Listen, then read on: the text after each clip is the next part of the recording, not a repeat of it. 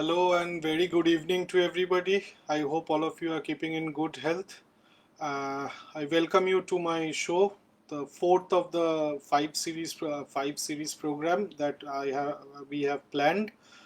And this session is going to be very interesting, believe me. Today, as a continuation of my previous three sessions, I'll be talking about some leadership qualities that a leader should possess and should cultivate in order to become a great leader.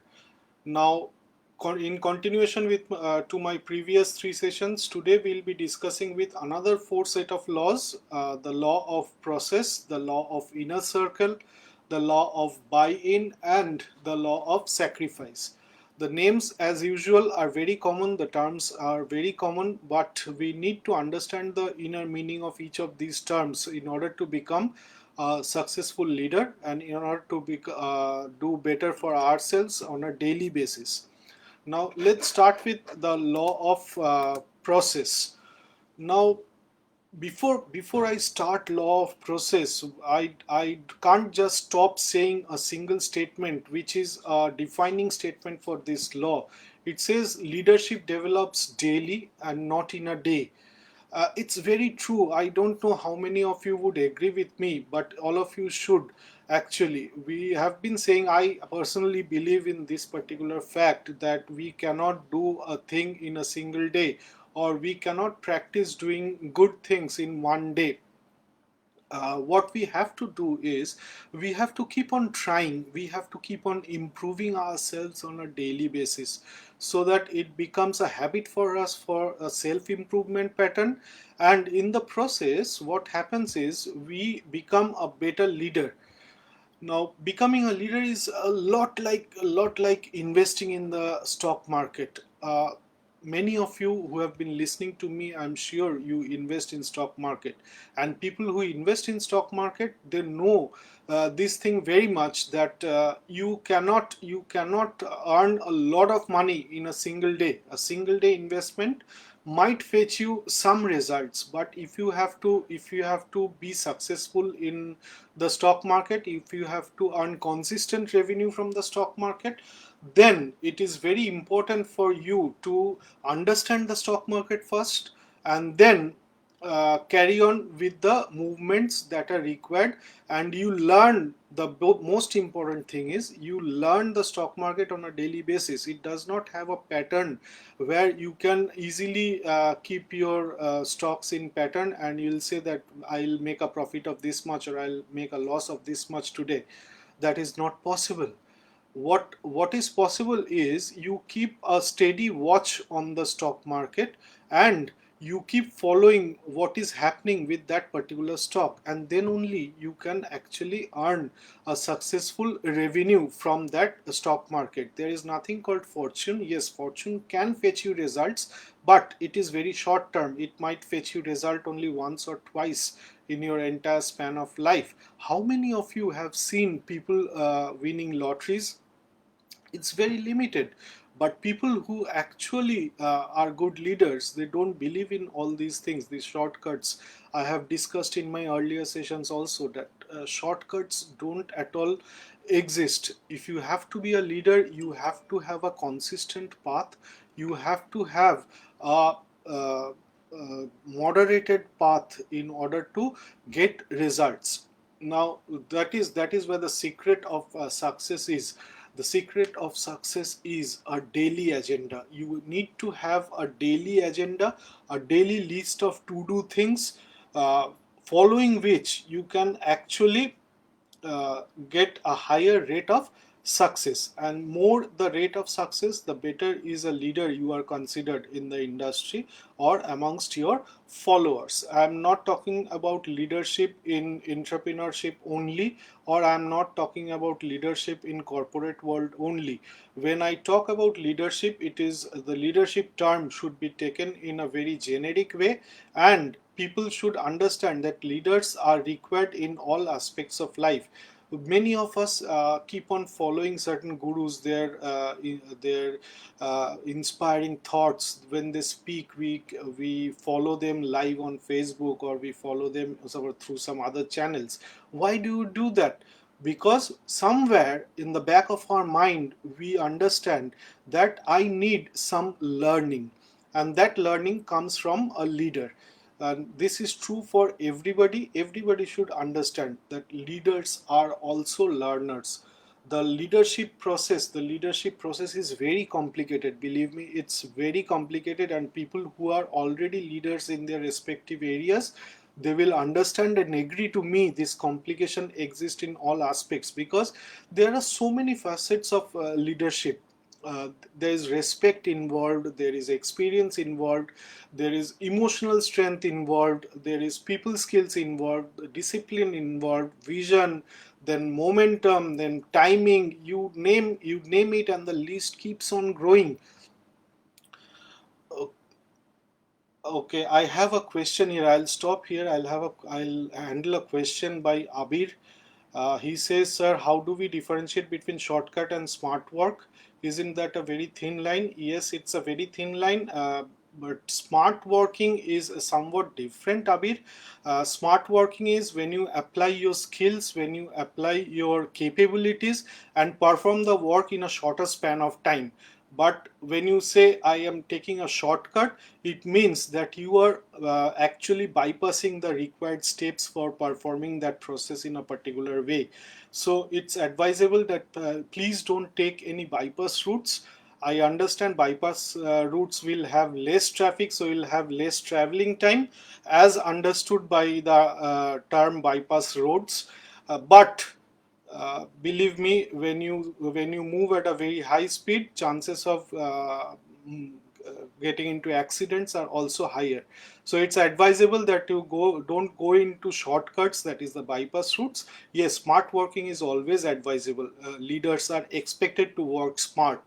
So that is how it goes. I hope, Abir, I have answered your question, and thank you for questioning me, because I also feel motivated when some of my followers, as you are in this particular session at least, you are following me. So thank you, Abir, for the question.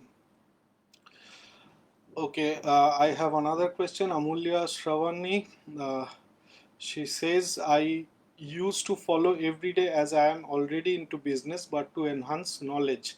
Oh, yes, enhancing knowledge, Shravani, I was talking about that only. Enhancing knowledge is very important, because if you have to be a leader, you have to be a learner first. You need to learn. Until and unless you learn, you cannot move forward in life. That is how life goes. Now, there are distinctly three phases of leadership. When I talk leadership in terms of law of process, there are three distinct terms or three phases of leadership that we can categorize leadership into. The first phase says, mind my words. You have to understand my words very minutely. The first phase says, I don't know what I don't know. So in this process, what happens is I'm ignorant. I don't know what I don't know.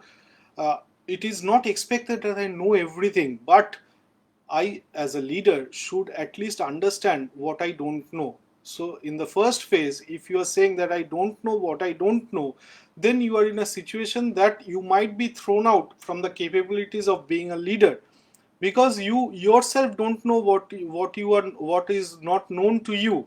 So if that is not known to you, or if something is not known to you and you also cannot acknowledge that fact, then you don't have any chance to be a leader.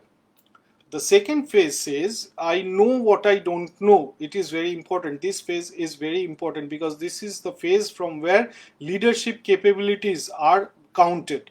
So I know what I don't know. So it means that I actually acknowledge and realize that these are the things that are not known to me. And then I move back to my previous saying that leaders are learners. So if I know, or if I can identify what I don't know, it becomes easier for me to write my learning path and to understand what are the things that I need to acquire my skills from. And then when I acquire those skills, I have a fresh sheet or fresh list of things that I don't know but is known to me, that I don't know these things. And the third phase says, when I know I don't know and I start learning what I don't know, I grow. And when I grow, I again, as I said, I again have a list of things that I don't know, and I learn from them, and then I grow again. And this way the process continues, and this is the start of any leadership ladder. If you have to climb that ladder, you have to follow these phases. You have to identify the things that you don't know, and you have to be aware about the things that you don't know. Identification is not the only thing that you need to do. You have to be aware about the things that you don't know, and then grow once you learn the things that you don't know. And this cycle continues. It's a vicious loop, and you cannot come out of this loop if you have that urge to become a leader, a great leader. Then comes the next law, the law of inner circle. Now, inner circle, the term is very simple, but what is an inner circle?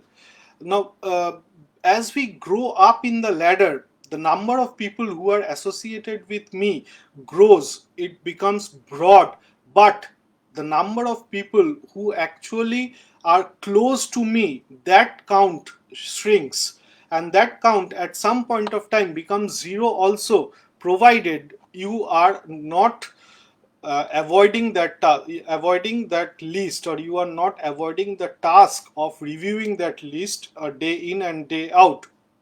It is very important that you keep on revising the list of people that form your group of inner circle, that is the list of those potential followers of you who are closest to you. And these followers will, or broadly can be classified into three parts or three categories. One is people who are very proactive and positive in nature, and they can do, or they will, or they are ready to do whatever you want them to do. The second category is the other part, that they will not easily do what you want them to do, but once you make them understand why you are making them do that, they will do it. And the third category are the set of negative people. Now you will say that why will I keep negative people in my list of inner circle, or in my closest list? The answer is, these negative people, or people, I will not call them negative, but people who have a lot of questions, and their initial answer is a no to any task assigned to them. Now, when I ask somebody or a team member to do a task and he says, no, I can't do this, then you have to understand that this person is saying no because he is either having a fear from the task being given to him or assigned to him, or he is not aware about the task. Having a fear from the task and not understanding the task are two different things. So you have to understand that, and you have to make that person understand and make him a positive minded person. If you can achieve that, you are a great leader. Believe me, you have to do nothing, but at the same time you have to also revise your list of these inner circle, your list of people who will accompany you throughout your success path. Now, this list is not constant. This list has to be revised on a regular basis. By regular basis, I mean it can be task based, that is a list of close people for a particular set of tasks. Then I revise that list and make another list for another set of tasks. That can happen, or you can have a constant set of people, or a constant set of inner circle who will follow you in whatever you do.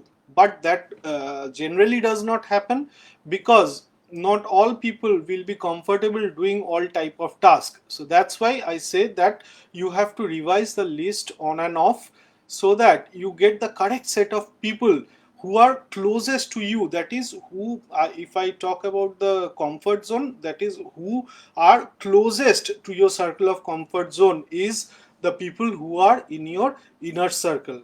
Always keep your eyes open for these, to hunt for this type of people. As I told you, this list will never be constant, and if this list is not constant, I have to keep my eyes open in order to make them, or find the correct set of people to make my task done. Then comes the list of the law of buy in. Now, what is buy in? I say, I give you a thought, or I give you a idea. You say, I don't buy this idea. It means you are buying out of the idea, or you are going out of the idea. But if you agree to me and follow that idea or implement that idea, I say you are buying in that idea. Now, what is the law of buy-in with respect to leader? Leaders find a dream, and then the people mind this word. A leader will never first find a set of people and then mark a dream. It is just the opposite. The leader will first mark a dream or find a dream, and then uh, they will find the correct set of people who will follow that dream. But for people, it is just the opposite. The people will first find the leader and then the dream. So, people at first, what I wanted to say is, people at first don't follow what the cause is. So, people will never follow the cause. People will follow the worthy leader, and the leader, worthy leader who promotes worthwhile causes. So that is why I'll give you a very convincing example about this. We all have, or we all remember the advertisement or the promotion that was carried out by our government with respect to polio eradication. I'm sure you remember this. Now, who was the brand ambassador for polio eradication program in India? Throughout the entire campaign, it was not a one day campaign, it was not a 1 year campaign. It was a campaign which ran for multiple years, probably, if I am not wrong, for around a decade. And for the entire campaign, the leader was no one but Mr. Amitabh Bachchan. Why was he taken as a leader for, or as a brand ambassador for this particular program? Because he is such a personality who is followed and uh, known, and at the same time who is understood by almost any age bracket, mind my words, any age bracket in the country. So he has the maximum number of followers in this. So the government correctly identified him and made him the brand ambassador. And in this case, in our perspective, he was the leader for this particular program, and he successfully ran the program. So obviously, with in consultation with the government, and the government helped him a lot to promote the way they wanted him to do. But that made the campaign so successful that today we can actually say that we are, as a country, polio free. So when it is very important for us to identify the leader, but it is equally important, or it is even more important, for the leader to find a cause or to find a dream. If you have the correct dream and your leadership capabilities are good enough, then people will automatically start following you. People want to go along with people, they get along. Please understand, if people don't get along with you, they will never go along with you, however noble the cause might be. So it is very important that you understand that your cause is equally important as you are, because you, as a leader, you are identifying the cause first, then you are picking up the correct segment of the people. But people, on the other hand, they are identifying the leader first, and then identifying the dream, or associating the dream along with the leader. There are so many examples that it has worked so fine with great leaders in these particular categories. For example, the No Tobacco or Stop Tobacco campaign is successfully run by Rahul Dravid for ages, for quite a long time now. Every time we visit a movie hall, we see him telling us his statement about no tobacco. So how does it impact? Rahul Dravid is an icon, is a cricket icon, and he is known for his fair play. He is known for his commitment towards the game, and that is why he is ideal for this particular campaign. So you have to first identify the campaign and then identify the set of people. That is my core word. and then people will automatically find you as a leader, and then they will follow the dream that is set by you. It is not a either or proposition. Please mind it that it is not a either or proposition. It's not like that either I do this or I do that. No, you cannot do that. You cannot separate the leader from the cause that he is promoting, or for the cause that he is looking for the people. It is always associated. It is the leader and the cause. It is not the leader or the cause. People don't see it that way. People say that it is the leader and the cause. We always associate any type of relief activities that is done during any type of national emergency, national calamity. We always try and identify Akshay Kumar with the relief causes, and that is how it works. If you follow advertisements, if you follow different trades or different areas where these type of activities are being held, you will understand why a particular personality is chosen as the leader for that particular task, and then what I am saying will make sense to you. And if that makes sense to you, you will also try and identify the correct cause, and then you try identifying the correct set of people. That will make your life easier, and make you even more successful in the journey of life. Then the last part of my section is the law of sacrifice. As a leader, you must always give up to go up. It is very important. I have seen so many leaders, so many types of leaders. They have been successful at their own arena, somewhat successful, I can say, if I can mark these correct words, somewhat successful in their arena. But people who have been really successful, they know why they are successful. The one of the prime reasons why they are successful as a leader in their particular arena is that they know the word sacrifice. You must give credit to your team member. As a leader, you cannot take away the entire credit given to the team for a particular job. If you I will take my statement from my previous lessons only. If you are not ready to share the disappointment that your team has got due to failure from a particular project, then you have no right to share the success also that the team has earned in a particular project. So if you can share the if you are ready to share the success of the team, you actually move one step up in the ladder. uh, Disappointments are expected to be shared by the leader. The lion's share has to be carried by the leader, because as a leader you should accept that I could not lead my team, that is why my team failed.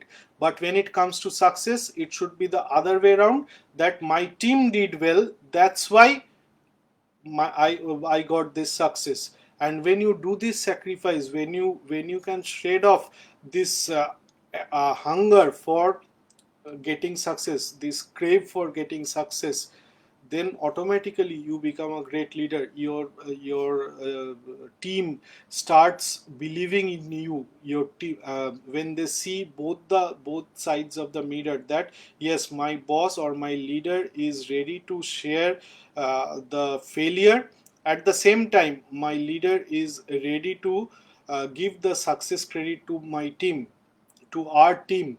When they see both the faces of the leader in the correct angle, they will start following you, and they will start getting inspired and motivated by you. And that is what you actually need. When you can actually motivate and inspire your team, your task is more than half done. Your team will be ever motivated to do any task that you want them to do, and they will never ever ask a question that why are you asking me to do this job, because they know if I fail to do this job, that is the back of their mind, it plays that if I fail to do this job, my boss is there to understand and to stand by me, to support me with the failure. And they also know that if I get success in this job, I will definitely get a credit. You have to understand that you are leading a team, which means they are down in the pyramidal structure of a team. They are below you and they are more hungry than you to get a credit for a particular success. If you can meet that hunger, you become a superior leader. Sacrifice, it's an ongoing process. You can never say that I have done sacrifice in my first or in my 10th success. I have done a sacrifice, I have given the entire credit to my team, and now I want my entire credit to come to me. No, that is not the way. It has to be done each time and every time, and then only you can actually understand what leadership is and what leadership can do to you. It's very important that you do all these things and you practice all these things. For everything you have missed out, you gain something else, and for everything you gain, you lose something. But if you want me to translate that in Hindi, कुछ पाने के लिए कुछ खोना पड़ता है, and that is the moral of any law of sacrifice. Especially to this, if you have to get something, you have to give something. You cannot only expect getting things from others and you are not ready to share it with anybody, then that does not help. So कुछ पाने के लिए कुछ खोना पड़ेगा, and then only you actually evolve yourself as a great leader, and that is what it takes to evolve as a great leader. So practice all these things, I'm sure you will benefit in life.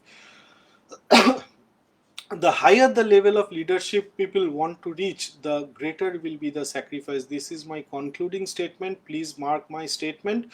The higher on the leadership ladder you want to climb, you have to do more number of sacrifices, or the greater sacrifice that you need to do, and that is how you become a great leader. I don't say that you will have to keep on doing sacrifices. No, you have to have a goal set for sacrifices also. You do these sacrifices based on as a plan of your entire program. It's not that I become a sadhu and I give sacrifice, or I do sacrifice everything for whatever people are doing. No, that is not the case. I'm not telling you to do that. But again, you cannot always keep everything with you and you are not ready to share with it with your followers or team, whatever you want to call it. I don't mind. That is how it goes. So keep following this. I will be coming back next time for the last time with this series, and I'll be concluding with the remaining 5 laws that I have covered 16 of 21. I'm left with another 5. I'll definitely come up with those 5 same time next week, same day, same time next week. Till then, have a nice week. Keep working. The government has relaxed so many things, and I'm sure you will start resuming your daily routine jobs, which I am also going to do. So we will all become busy, but please, in all this busyness, also please don't forget about all these things that we are discussing today. These are all lifelong experiences, and you become even greater and noble if you follow these type of things. So it is not my words, these words are told by a lot of great people, and I'm sure following these words won't make any harm to anybody, even if it don't make good to anybody. So with that, I end my session today, and thank you for attending my session. Keep watching me. We are also available on YouTube. If in case you want to join us, please go to YouTube and search for CDAC Online, and you'll find us. Please like our page, like our channel on YouTube, subscribe to our channel so that I can give you the entire list of videos that are released from here. And keep watching us, and be safe, stay at home as of now. Thank you and have a good night.